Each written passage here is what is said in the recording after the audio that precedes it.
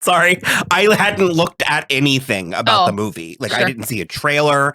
I barely even saw a picture. Like, I didn't know who was in it. And so I Googled it for the first time. And there's a blurb where it says audience reviews. And it says, viewers were captivated by the movie's stunning visuals, excellent acting, and praising the cinematography, performance, and overall atmosphere. Several audience members found the movie to be a waste of time and money. I'm brought back to the thing I saw earlier, which literally said, I need all the normies to stop talking about Nosferatu. Just say you don't understand Gothic romance and please leave. I will say one of the only things that I did see, which I think aided my viewing, was that he is ugly the whole time. That was a donkey punch. Double donkey punch.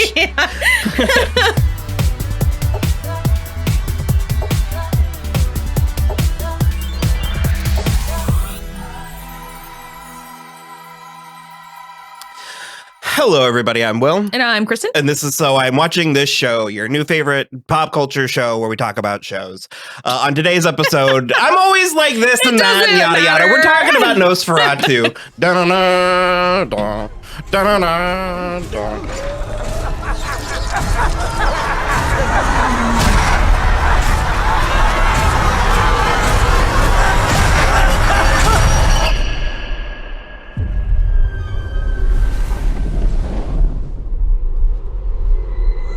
I'm ready.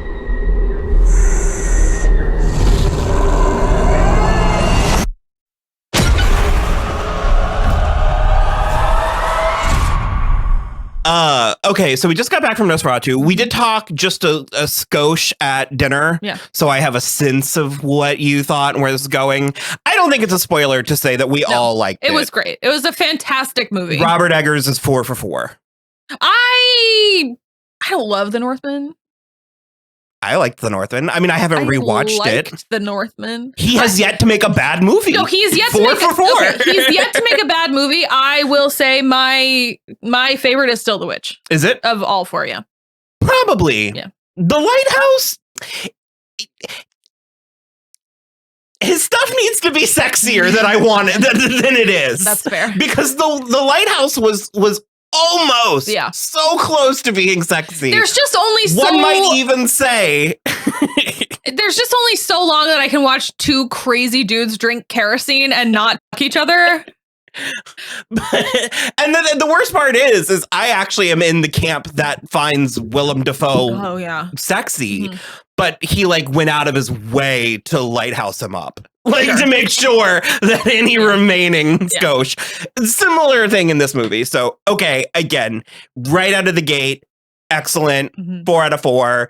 Good. I was thinking about implementing, like, not really a new format, but like a new tactic going forward where it's like, we'll be like, did you like the movie? Yeah. Yes or no? And then was it good? Yes or no? Because it's like, there's plenty of movies where we're like, I liked it. It was bad, but I liked it. Like Frozen 2. And so this is a good. Having said that, there are things to talk about.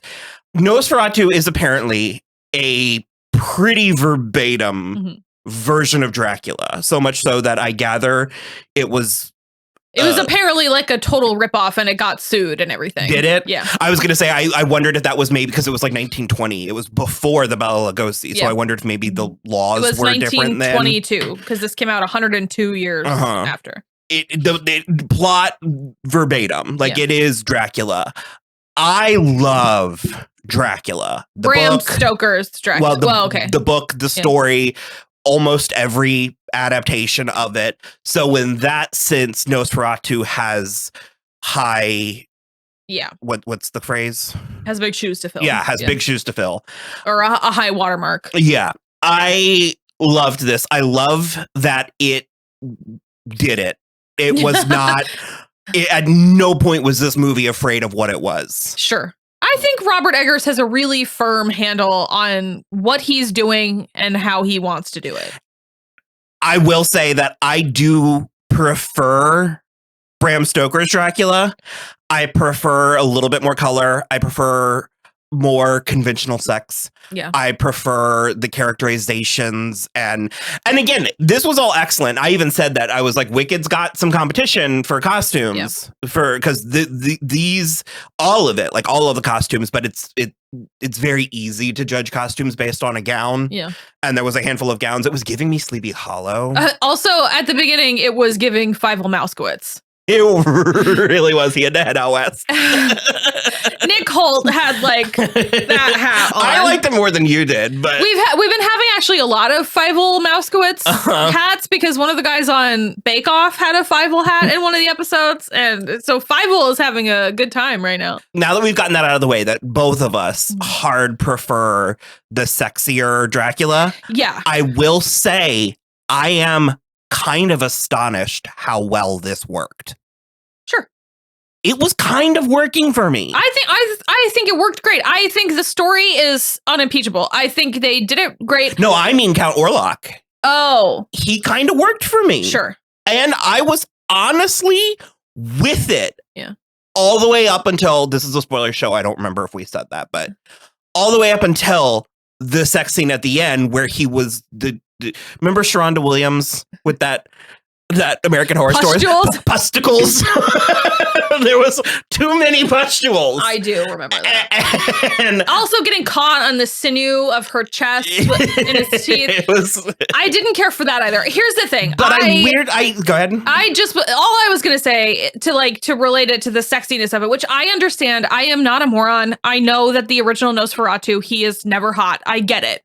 But as somebody who came of age with Bram Stoker's Dracula and very quickly followed it up with Spike from Buffy, and also weirdly, I was very... The 90s was a good time for sexy vampires. It was. There was also John Carpenter's Vampires, which is a weird sort of deep-seated shame-based sexual attraction Lost thing that Boys, I have. Gerard Butler and Dracula 2000. So the Lost Boys never really did it for me. It really was like Gary Oldman and Bram Stoker's Dracula and Spike. But I'm saying that I would lump that into the sexy vampire category. Fair. So it's Kiefer like Sutherland. Yeah.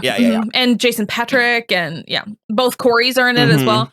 So yeah, I am aware that Nosferatu is not sexy. That being said, when you cast someone like Bill Skarsgård, I am expecting the tiny little round Victorian spectacles and parading her around the city. Well, by the time we got there, I was like, oh, he's just not hot in this at all.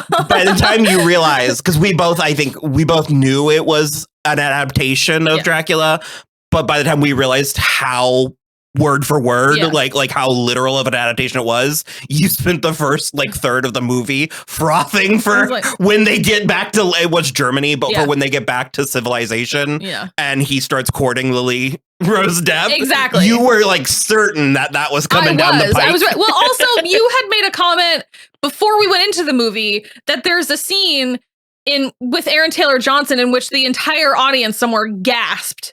It was a press viewing, yeah. And I was expecting full frontal dong out nudity, and it's just like I mean we did. It's like you can tell, but he is still wearing trousers. So again, I'm not mad at this movie at all for those things. I do think this is one of those instances where maybe I should have looked into it just a tiny bit. So I would have been a little bit more prepared. That being said, the other thing too is maybe it's just because it's Keanu Reeves, or maybe it's because Dracula is all told from the perspective of Jonathan in his letters, or at least at the beginning, it's all like letters back and forth between them. I feel like he is clueless for a lot longer that something's going on, and Nick Holt was terrified from the jump. I love it. I loved it. I really did like that. And that's where I'm, like I said, take it on red that we liked this movie. So good. And that it was a good movie. The vibes were immaculate. Oh my God. It looked incredible. All of the acting, because that's the other thing. The sound was really good. And that's the other thing I want to really call out super hard at the top and also keep talking about. I was blown away by Lily-Rose. I was not expecting that. I don't think I've seen her in anything before. Certainly not anything where I was like, she is carrying this movie. I hate the term Nepo, but it's like she is. Yeah. And so a lot of times with that, you get people who are good, who haven't honed their craft. Sure. And so I believed she was going to be good. I watched The Idol. She was good in the version of The Idol she was in. Yeah. I was impressed at how honed her performance was. Yeah. It would be very easy to overplay this performance. And especially as like a young kind of up and coming actress, this is a role that could easily be overdone. And I don't think she overdid it at all. No, I thought she matched the tone of the movie perfectly. I think having kind of the whole crux of the movie like rooted in like the way that she feels shame about this thing she's done. Did they explain where the curse came from? He came to her when at the very beginning, the very opening, he came to her and she let him in because she was so lonely. And she's just like a conduit. Okay. Yeah. Because in Bram Stoker's, it's like a reincarnation thing. Yeah. And I know that's not in the book. Because the book is kind of boring. It's just a series of letters. Yeah. So it's like I've read it because I put it on my list of things that I had to cross off my list. Yeah. But it's called an epistolary novel. My Dracula Bible is the 92 version. Yeah. And I've seen the Bela Lugosi. Like I've seen the Christopher Lee. Like I've seen Dracula's one of my favorites. I was really hyped for Van Helsing when it came out. So I did like a deep dive into a lot of this stuff. And you've already name dropped Dracula 2000 once in this. That is one that is like so near and dear to us. We've done a full episode if you're interested in Dracula 2000, and it's video. It's not when we were just a podcast. Right. So you can watch that. But yeah, I really think that the way that this is, I think one thing that I really like about Robert Eggers a lot is that he even I mean, the lighthouse, not so much because it's only two dudes and then like the siren that we only get glimpses of. He does have like a really good way of making like movies that are from a feminine point of view and like kind of feminist because she like I will give it a little ding because it's like, again, spoiler alert, she does have to die to like break this curse, but it is all told largely from the perspective of like her trauma about this thing that happened to her when she was young that she still carries with her. So it was giving me Penny Dreadful. Sure. Yeah. And Penny Dreadful falls into the sexy and pretty category more than this does.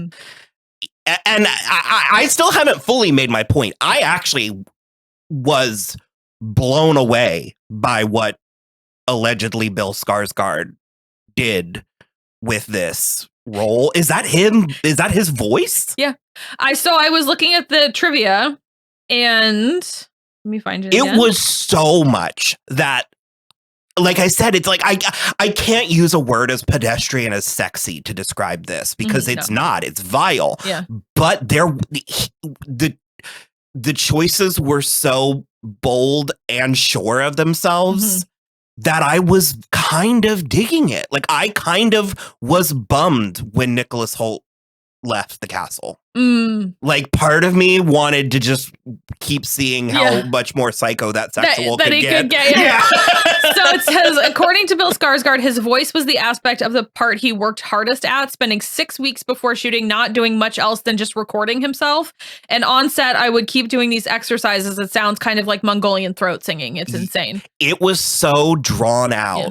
I couldn't place his voice anywhere in it. Because he also put on like a very Eastern European accent. Yeah. It was so drawn out. I understood most of what he said. I didn't understand everything that he said. And again, I almost kind of I'm fine with that. I think that could almost have been a choice on their part. I don't know. But the weird, like when we were walking into the theater, they had a big standee and it was her and his hand over her, and it just says succumb to the darkness. Yeah. And that encapsulated it kind of in it. Like you start this movie off sprinting towards the darkness. Yeah. And I think that's a testament to the quality and the success of the movie, that it is breaking or going against so many of my cardinal rules, and I still because responded the way that they wanted. I did have a couple of moments where I was like, this is really visually dark. Like it was the lighting is very dark, and but it suited it. It did. I noted it a couple of times, and I was like, but am I angry at it? And I was like, I'm not angry at it. I'm really feel like it's the correct choice. Yeah, like if I was ever gonna, if I'm a golden retriever and on one side of the meadow is Crimson Peak and the other side is this, I'm going to Crimson Peak. Course, me too. I'm going to Crimson Peak. But Crimson Peak is the flavor I like my gothic romance. Yeah. But if we were ever gonna do it this way, this was it, and they did it. I heard that a couple people, and I read that some people said it was boring, long, whatever. And I mean, it kind of is. It's a little too long. I think if we had cut maybe 15 minutes, but I think it could have tightened up. It's sort of, I feel this way about The Substance, because we said that The Substance was too long, and multiple people have said it's too long. And I would argue that's on theme. It is. Like overdoing it, doing too much, wearing out your welcome. Mm-hmm. I think that, and so it's like, I feel like this movie, if ever a movie were allowed to be dreary or indulgent or, disgusting or also, I like, honestly though, props for Nosferatu, because he went for the tit every time. Mm-hmm. Right here, everyone's bite was right. I guess you get right into the heart that way, maybe, but I don't. Part of me wanted a better look at him. Mm-hmm. No. Well, like I said, I kind of like it. Like, I would never do that. Mm-hmm. If I were in charge of this production, I could never. No. And one of the things I'm always saying is show me something I've never seen before. And it's like, though I prefer sexy Dracula better, I've seen it. Well, that's the thing too. Is like if I was doing an adaptation of Dracula, I feel like I would have to go a different way, because like in my mind, nobody can match 92 Gary Oldman with those stupid spectacles and that wavy wig and the top hat. Like nobody matches that. So like, why am I going to try to do a different? Like, why am I going to try to copy that? Mm-hmm. So you have to do something different. Another thing that I liked about it, and I think it was on purpose, like I feel similarly to Ari Aster, where I'm like, these guys, in spite of their work, have a sense of humor. Like, this movie had funny parts in it. Yeah. Like, not laugh out loud, like riotous stuff. But there was like a handful of times where I was like, lol. I had an example and it like escaped me right when I started talking. No, but you're totally right. And that's, I think, Renfield, the Renfield character, when he was giving Thomas the assignment, I was like, this guy's nutty. And then it smash cuts to him naked in the witch circle. And I was like, oh, he is nutty. Okay. I was picking up on what they were putting down. I was going to say too, something about Robert Eggers specifically. I think the reason that so many of his things are sort of washed out, like the color grading and everything is like sort of is because he is from New England. The winters there are a tragedy. So and that suits and this story. But I get why that's how he interprets lots of things. I really, really love Nicholas Hoult. I do wish, even with Orlok being gross, I do wish the homoeroticism was just a little more blatant. Yeah. I mean, there is the shot of him like naked on him humping and but that's almost gross in like the Midnight Mass way. Yeah. That almost feels more like horror, like dreadful, like the Midnight Mass thing. What I will say is there is a moment in Francis Ford Coppola's Dracula where he like nicks Jonathan shaving and then like licks off the straight razor. That's the shit I want. Like I wish that Thomas felt more compelled by, because Thomas he's mostly just scared and not get out of there fast enough, like, and understandably so. And again, the movie sold that. Like I felt. No, I was spooked too. And I wasn't afraid in the sense that like, I'm trying to remember the last movie that actually, Hereditary. But I wasn't, I was very comfortable in my theater viewing experience, but like, it was giving me that fear that I haven't felt since I was 12 years old and had to run up the dark stairs. Sure. Before the monsters can get you. Yeah. And I think that that's a real accomplishment to capture in cinema for an adult. Yeah. Like Alien Romulus was pretty spooky. Was it? Yeah. I heard it was good. It was pretty good. It really, really cribs the original one a couple of times, but it's like not so over the top that you are like groaning, but it is sort of like, okay. I really like Aaron Taylor Johnson. Yeah. I thought him and Emma Corrin were really good in this. So good. Emma Corrin was really an interesting, because we were talking about it a little bit on the way home, and it's like, what was her actual name? Anna? She was not like a one-to-one of Lucy. And again, I prefer rich, slutty Lucy. Sadie Frost, that's my favorite. Sadie Frost with her slutty snake dress. No, so it's like she wasn't like a one-to-one of the Lucy character, but like their relationship was very sweet, especially when like Ellen is going like full nuts and she's trying so hard. I like that she kept trying to like reason her out of her mania. Yeah. She's just sad because Thomas is gone. Yeah. And like Aaron Taylor Johnson was like, this is getting ridiculous, Anna. He's like, oh my God, this bitch. And she was like, she's my dearest friend. And like, blah, blah, blah. And I like that, all that stuff was like, it worked for me. So. But similarly, I wish that she was seduced. Yeah, I wish they lesed out. There's even a scene where they go to bed together, and I was like, come on, gay. And it just isn't. Yeah. But again, I did thoroughly enjoy watching people make a movie that knew what they wanted to do and were allowed to do it. It's so nice when that happens. I loved the gypsies. They were so weird and cool. You're not supposed to say that anymore. We're not in Europe. Like, yeah, but it's like if I were, no, I'm aware of that, but it's like they are like Romani. But that's what I would call like a traveler or a Romani person is what I would call a person in this world. Like I feel like I feel that about that like witch. It's like a witch is someone who practices a religion, and it's also someone who flies a broom and like has green skin and stuff. And so also technically travelers are like Irish. Yeah. That's the word they used in the movie. That's what they called them. Like, I'm aware that word is debated, but I feel like when you're talking about those characters in this movie, I feel like that's what it is. One of the things I did like about that whole scene is because like he's not even at the castle yet. Mm-hmm. He's in that small village and he's like, and none of them speak English. And he's like, I need to go up there. So like, can I stay the night? And then he like, maybe doesn't stumble on them killing a vampire in the woods or whatever. And he wakes up and they are all gone and have stolen his horse. But it's stuff like that I also really appreciated, because it's like, I think that we have become so accustomed to modern life that when he was leaving on a horse, I was like, I'm sorry, what? Because again, Jonathan goes by train.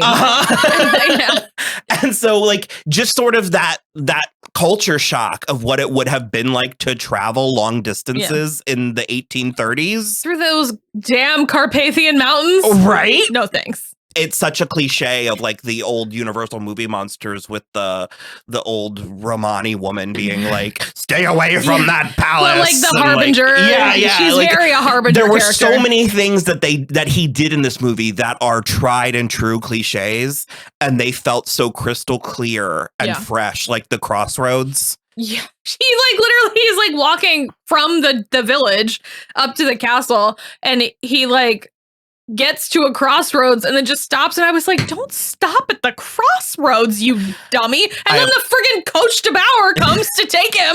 I almost leaned over to you and said, he's not alone in his own home. Or he is alone in his own home. And that was another thing. Again, I kind of wanted the brides. Yeah. Because he had the three wolves. And in the book, they are wolves. Turn into, For a minute towards the, so after he killed Anna and the girls, I was like, are they going to somehow be the bride? Like, are they going to wake up and be the bride? I thought we might get when they go to get her, exhume her body. Yeah. What happened there?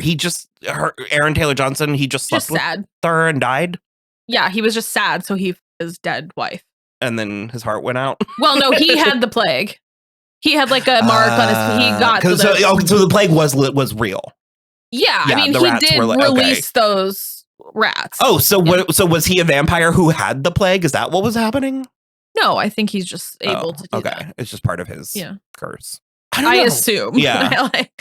I don't hate that there was some ambiguity to parts of it. Because it was a lot like those moments in The Substance where we both were like with the chicken wing and stuff, we were like, what the fuck is that? No way that's really happening. And it was like they were having these sort of hellish dreams right before transition periods, woke back up. And so I do like that because there was a lot of like waking up violently from dreams. And so it's like you can't be completely sure which of these things was actually happened. Yeah. I loved Willem Dafoe's oh my God. Van Helsing. Yeah. There were so many. I mentioned it at dinner, but I was like, there's one thing Robert Eggers is going to do, and that's a salty dog. Yeah. His movies are just wall to wall salty dogs. And there was just so many lines, similarly with Lighthouse, like lines and monologues and stuff, where I was like, that is fantastic. Oh yeah, Simon McBurney. I couldn't remember his name. The one, that boss, the Renfield. They kept on pronouncing the K at the beginning. Knock. Yeah. I really did love it. I name drop Penny Dreadful, right? Yeah. Because I wanted to do that because it was giving me very Penny Dreadful. I agree. It's like what you said. It's like I'm always gonna lean the other direction. Like we're gonna go wherever the grass is more glamorous. Yeah. So but I'm really glad I saw it. I'm really glad it exists. I liked that weird off the shoulder dress that Emma Corrin had. That can't have been period accurate. Yeah. Really? Did off the shoulder. It was like 1858 but there was something. like a cutout. Yeah. Okay. Just like ornamental. The off the shoulder is like I know the like or like right at the shoulder sure. kind of thing. That's like even like Emily Dickinson. Mm-hmm. Yeah. I wish I had more to say. I mean they did have they did have the balls to show us the balls, even if it was just in fleeting. Far away. But I liked his coffin. The coffin was really cool. Like really, like the decorations on it and everything were really cool. That picture, that meme of Alexander Skarsgård posing with it. Yeah. And he's posing very conspicuously with it. Yeah. And they're like, he looks like he was trying to steal it, but then got caught and had to act natural. Like I said, I feel like I should have more to say. I wish I did. I probably will. But also, I mean, sometimes when you're satisfied with something, you're like, that was great. Yeah. So it was great. Yep. I agree completely. Lily-Rose Depp. 2 thumbs up. I really hope she keeps doing stuff like this. That would be amazing. Mm-hmm. Yeah. Okay. Bye.